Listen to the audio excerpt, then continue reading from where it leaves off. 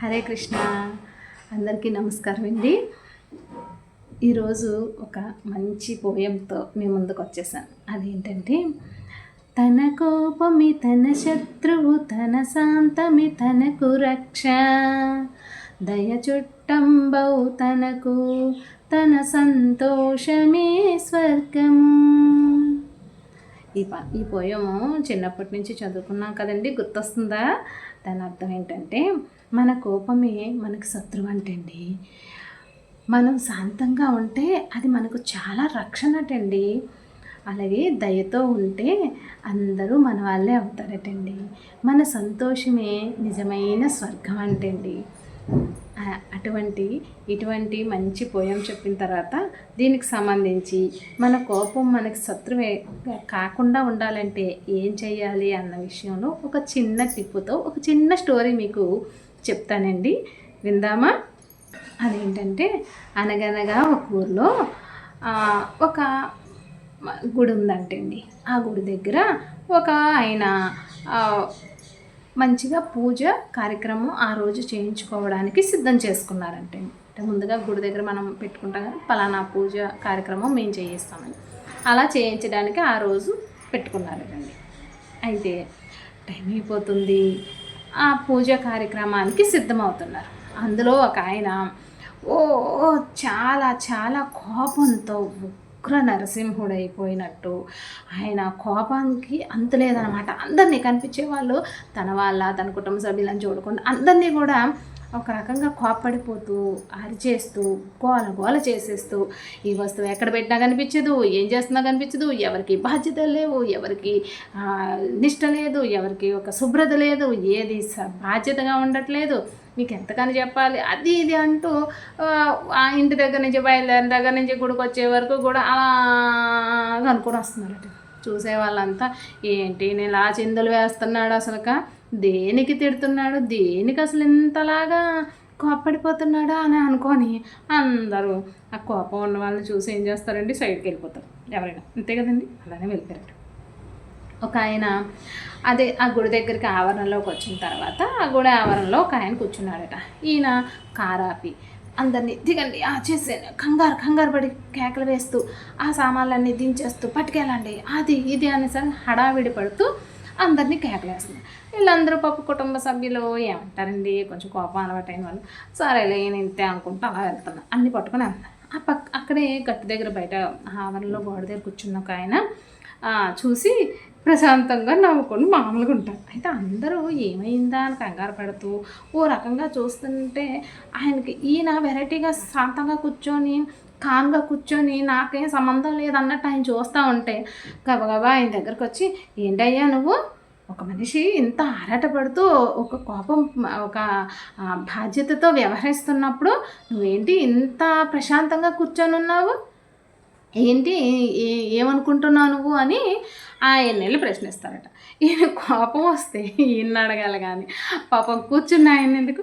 అయితే ఆయన అంటారట, ఆయన ఏమంటున్నావు నువ్వు అని అంటే, నేను ఇంతలా అరుస్తున్నాను, నేను ఇంతలాగా టెన్షన్ పడుతూ ఈ పూజా సామాగ్రి కోసం అంతలా నేను ఇదవుతుంటే నువ్వేంటి అంత శాంతంగా కూర్చున్నావు, ఏమైంది ఏమిటంటే అని అడగాలి కదా కనీసం, లేదంటే సైడ్కి వెళ్ళాలి కదా, ఈ రెండూ మానేసి దర్జాగా కూర్చున్నావే ఎదురుగుండాను అని చెప్పేసి అంటారు. అంటే సరే నాయన, నీ కోపం ముందు నిన్ను కాల్చేస్తుంది, అది నువ్వు నీ కోపాన్ని ఫస్ట్ తగ్గించుకొని శాంతంగా ఉండి ఒక్క క్షణం నువ్వు నిలబడి ఇప్పటి వరకు నిలబడకుండా తెగ మాట్లాడుతూనే ఉన్నావు, అందరినీ అంటూనే ఉన్నావు. అయితే అలా కాకుండా ఒకసారి నేను చెప్పినట్టు చెయ్యి, నీ సమస్యకి పరిష్కారం దొరుకుతుంది. ప్రశాంతంగా కూర్చొని ఏం కావాలి, ఎందుకు కోప్పడుతున్నావో ఆ విషయం కోసం ఒక్కసారి ఆలోచిస్తే అది ఎందుకు ఎక్కడ ఏమైనా కనిపించలేదా, దాన్ని ఎక్కడ పెట్టామా అనేది ఆలోచించు, దొరుకుతుంది. ప్రశాంతంగా ఆలోచిస్తే ఏ సమస్యకైనా ఒక పరిష్కారం దొరుకుతుంది.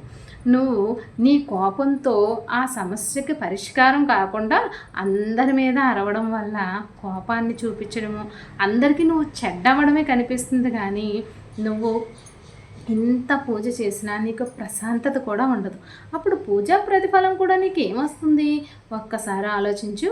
ఎప్పుడైనా ఒక మంచి పని చేసేటప్పుడైనా, ఒక పూజ చేసేటప్పుడైనా, లేదంటే ఇంకేమైనా నీకు నచ్చిన ఏ కార్యక్రమం చేసినా ప్రశాంతంగా ఉండి ఆలోచించి దానికి సంబంధించినవన్నీ చేకూర్చుకొని ప్రశాంతతతో చేస్తే అది నీకు 100% లభిస్తుంది.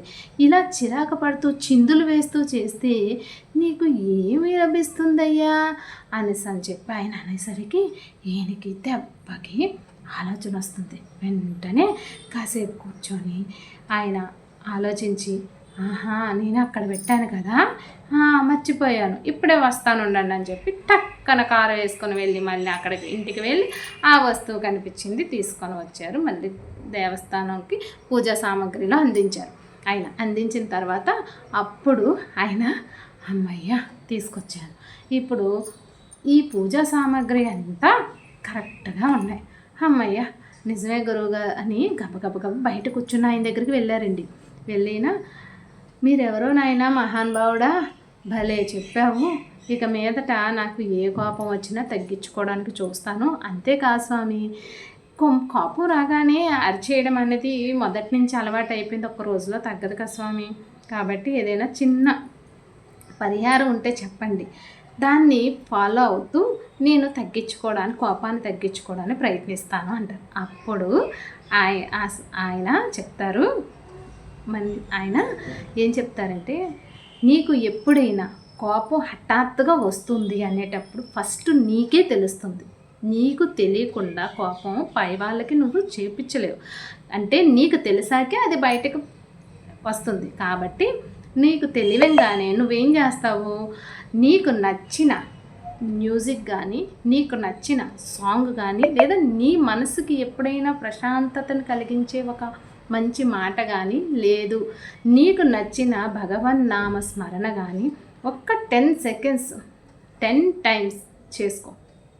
భగవన్నామ స్మరణ, హరే కృష్ణ అనుకోను, నమో భగవతే వాసుదేవాయ అనుకోను, అచ్యుతం కేశవం అనుకోను, ఏదో ఒక నీకు నచ్చిన నీ స్వామిని ఒక 10 సార్లు తలుచుకుంటే ఆ కోపం అనేది మనకి తగ్గుతుంది. అప్పుడు నువ్వు స్థిరంగా ఉండి ఆలోచించు, ఏం జరిగింది, ఈ సమస్యకి పరిష్కారం ఏంటి, తప్పకుండా నువ్వు మనశ్శాంతిగా ఆలోచిస్తే ఆ సమస్యకి పరిష్కారం దొరుకుతుంది. అంతే, చాలా సింపుల్.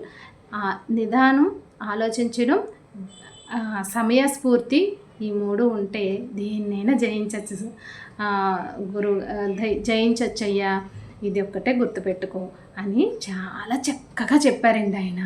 అప్పుడు ఆయన సరే గురువుగారు చాలా బాగా చెప్పారు అని అన్నారు. అందరికి కదండి, బాగా చెప్పారు కదండి. సరే, మీకు బాగుందనిపిస్తే ఈ స్టోరీని మీరు చక్కగా ఫాలో అవుతూ చూసి లైక్ అండ్ సబ్స్క్రైబ్ చేయండి. Thank you very much. Hare Krishna.